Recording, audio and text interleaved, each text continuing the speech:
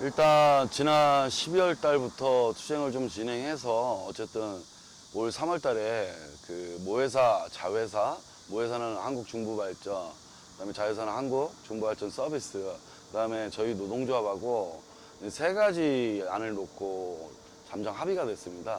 첫 번째는 그 자회사 전환 당시 약속했었던 부분 중에 사내복지기금을 출연하는 걸로 합의를 했고요. 두 번째로는 모회사가 참여하는 정기적으로 노사합의를 지금 진행하겠다. 그 다음에 세 번째로 좀 가장 중요한 내용인데, 용역 당시 낙찰률이 평균 88.7%였는데 자회사 전환 후에는 88%였습니다. 그래서 최소한 최저 기준치 91%를 맞추고 향후에 조금씩 점진적으로 늘려나갈 수 있게끔 방향을 하겠다 해서 결과적으로 낙찰률은 3% 인상을 21년도부터 적용하겠다라는 것을 3자가 합의를 하셨던 내용입니다.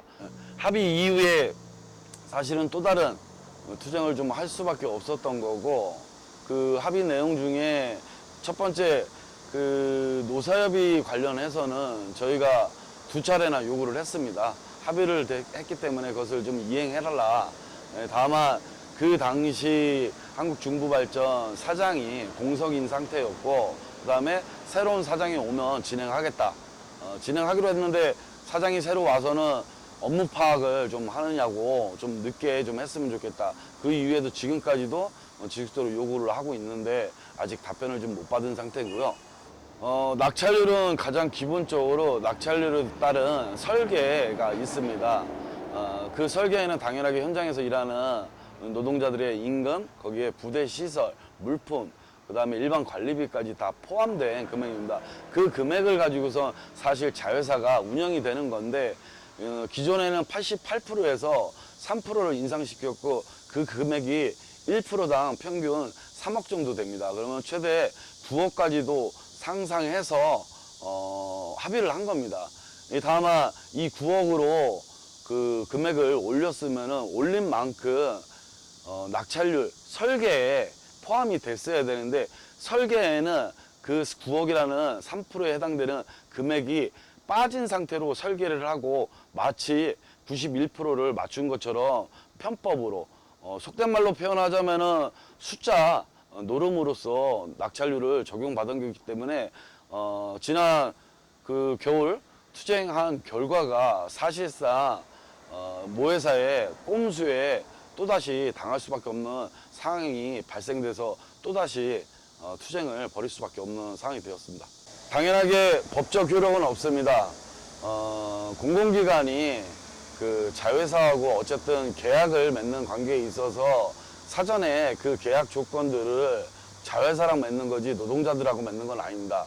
다만 여기서 매우 중요한 것은 공공기관은 실질적으로 나라에서 운영을 하는 거고, 나라에서 운영하는 공공기관의 대표성을 가진 사람하고 현장에서 일하는 사람들하고 약속을 한 부분이기 때문에 이것은 법적인 부분보다 신뢰적 국민을 바라보는 관점에서는 국민하고 약속을 저는 어겼다라고 봅니다. 그래서 당연하게도 법적 효력은 없지만 그 효력이 없음에도 불구하고 모회사가 줄기차게 합의를 안 해다가 결과적으로 문재인 대통령이 보령에 방문한다는 사실 하나로만 가지고 합의를 사실 했었던 거거든요.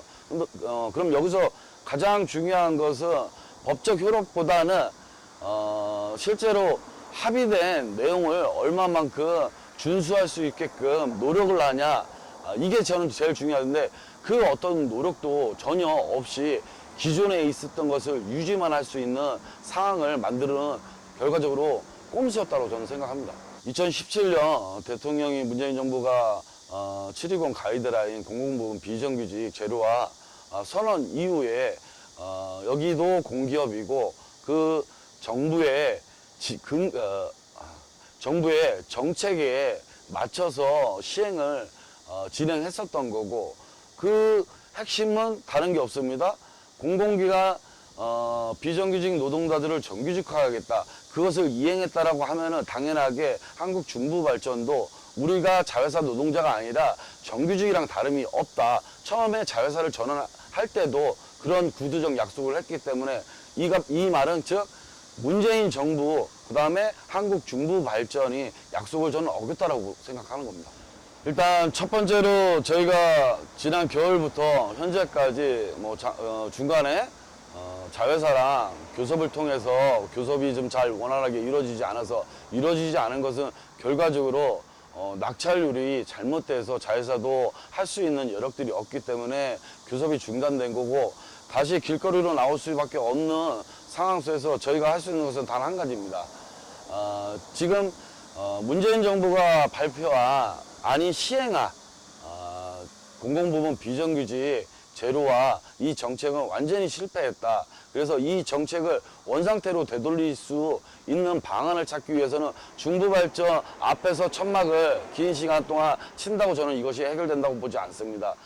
단순하게 현장에서 투쟁은 당연하게 필요하겠지만 이러한 것들을 조금 더 알려내고 한국 중부발전 하나의 문제가 아니라 지금 다양한 곳에서 이런 투쟁들이 계속 벌어지고 있습니다. 그래서 이러한 것들을 좀 하나로 모아서 어찌됐든 잘못된 정책을 올곧게 잡을 수 있는 상황들을 좀 만들어야 되는데, 그것은 결과적으로 현장에서 있는 노동자들이 한계가 있기 때문에 정치권에서 또는 더 나아가서 문재인 정부가 본질을 알고 이것을 개선해갈 수 있는 노력들을 만들어야 된다는 거고, 그것을 알려내는 투쟁을 계속 진행할 수밖에 없는 상황입니다. 일단은 노동자들이 경영에 참여할 수 있는 내용들이 지금 일단은 하나도 없고요. 그 다음에 이 내용을 제가 말씀드리는 것은 이 정책이 나오고 나서 2020년도 4월 달에 이미 노동부에서 나온 책자가 있습니다. 관련된 관할 담당자들을 다 모아서 노동부 차관이 정책적인 문제들을 좀 고민을 했었던 걸로 알고 있어요. 결과적으로 이것이 현장까지 내려오질 않았습니다. 책상머리에서 실제로 논의하고 끝났는데, 자회사들이 문제점이 뭐냐, 이 문제점을 해결할 수 있는 방법들을 자기네들끼리 고민한 거예요.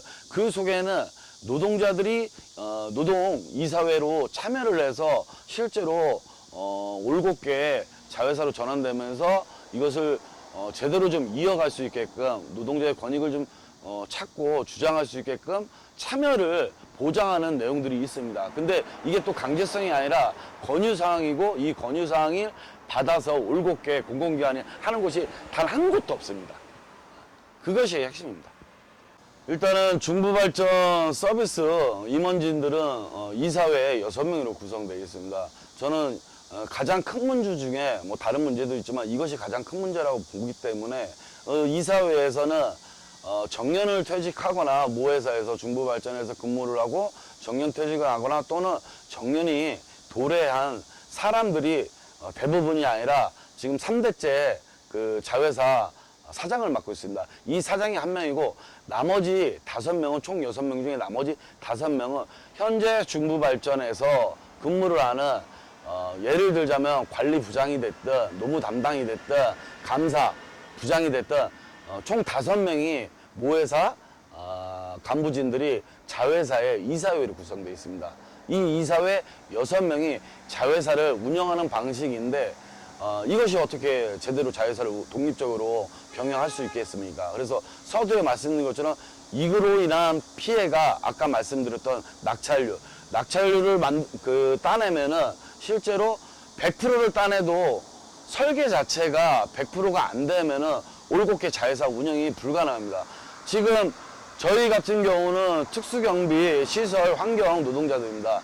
제품을 생산하는 노동자들이 아니에요. 실제로 모회사에서 지불하는 인건비로 생활을 하는 동기들입니다. 그럼 자회사 또한 인건비를 그대로 받아서 그에 필요한 관리비나 기타 등등 내용들을 받아서 운영을 하는 거기 때문에 절대적으로 적자가 날 수 없는 구조인데도 불구하고 매년 적자를 나고 있고, 자회사는 지금 현재 12억 4천만 원까지 적자를 지금 내고 있는 상황입니다. 이 적자의 본질은 그럼 뭐냐? 자회사의 설계 자체가 기존에 우리가 받고 있는 노동 조건, 임금 조건보다 저하된 상태에서 설계를 해서 그 설계를 가지고선 모회사랑 계약을 맺는 겁니다. 그럼 말이 안 되지 않습니까? 그럼 이런 설계가 가능한 이유는 아까 말씀드렸듯이 설계를 승인하는 이사회의 결정사항이기 때문에 이 이사회가 모회사가 이사회를 구성하고 있기 때문에 기존 액수보다 적게 설계를 만들고 그것을 모회사가 승인하는 방식. 이 방식이 계속 반복되다 보니까 결과적으로 자회사는 계속 적자 구도가 갈 수밖에 없는 거고, 적자 구도로 가다 보니까 당연하게 현장에서 자회사에서 일하는 노동자들의 근로조건은 계속 떨어질 수밖에 없는 그런 구조의 형태인 겁니다. 자회사를 관리한다는 목적으로 작년까지는 12%를 모회사가 부당 이득을 취한 거고 나머지 88% 갖고 자회사 운영을 시킨 겁니다. 그러면 그 12%에 대해서 과연 자회사 노동자나 자회사를 위해서 얼마만큼 관리를 했고 그 비용이 들어갔는가. 지금 현장에서 일하는 노동자들은 단 1원 한 푼도 모회사에서 자회사로 유입된 게 없습니다. 그럼 현재도 실제로 91%를 제대로 설계를 맞춰서 92%를 맞췄다고 하더라도 나머지 9%는 모회사가 일정 부분 여력이 있는 겁니다. 그래서 이런 여력들은 지금 당장이라도 모회사가 실제로 개선할 수 있는 마음이 있다라고 하면 저는 충분히 내일 당장이라도 이것은 개선할 수 있는 내용이라고 봅니다.